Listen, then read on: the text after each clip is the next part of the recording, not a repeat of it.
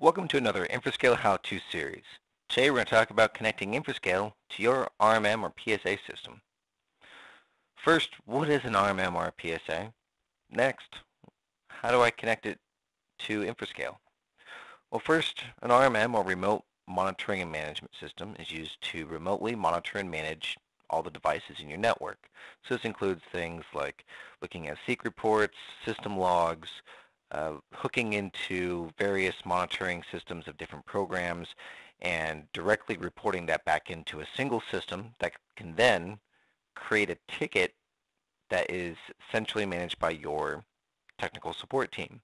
So if there's ever an issue, your RMM system will alert you to it, and then you can hook that into a PSA or a ticketing system, or some RMMs have them built in, and it'll automatically create a ticket so that your reps can go ahead and reach out to your customers. PSA is a professional services automation tool, and RMMs and PSAs are closely linked. Oftentimes you have direct integration from an RMM to a specific PSA or vice versa. A lot of times you have overlapping feature sets in both of these types of systems. But basically what we're looking at is you have a monitoring system that is centralized, and it reports into a ticketing system. So how can you and your staff hook the Infrascale backup systems into that central program? So let's get into it. We have a couple ways to accomplish this. So one way is we have these monitoring events. So if we go to show all events, we have our own monitoring system, so we're a bit of our own RMM, if you will, that shows errors, warnings, okay, different statuses as far as canceled, completed, failed uploading, different information. And it shows you what account, the company that it belongs to or your customer, the machine name that the issue happened on, and this all is updated in real time. So if there's a backup that runs and there's an issue with it, our system registers an error right away. So how does this benefit your ticketing system? Well, if you come into monitoring settings,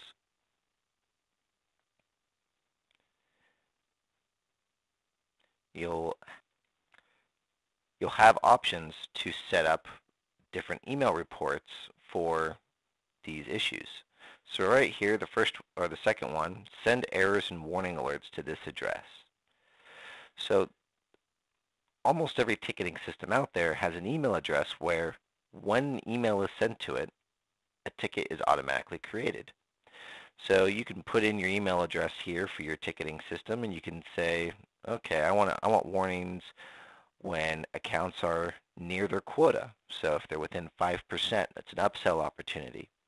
And then you may be able to create some more advanced filters in your ticketing system based on the subject line of our email to route that to your sales team instead of your tech team. Then you have different options. Send an error alert when accounts are over quota. That's always a good one for tech or sales. Send a warning alert when a backup completes but has some files that failed. So just a minor issue, but should be checked. When a backup hasn't run in a few days, when the backup fails to complete altogether, or if a backup hasn't run in a week. So you have some options here for when you can receive these alerts so you don't spam your system. But that's how this system works. The other option, a little more advanced, is you have the outbound API URL.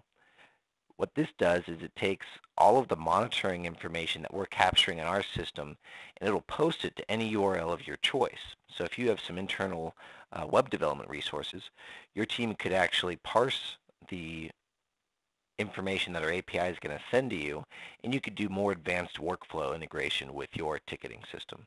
So that's a really good way to handle that. The last way to do it is through the system event logs. So our system does write to system event logs, and we have knowledge-based articles that describe that.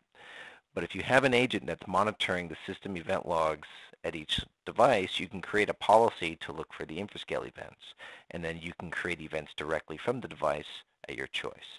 But again, the easy way is just use our monitoring system. It's already built and easy to do that for you. Any more questions, call our support staff. Thanks.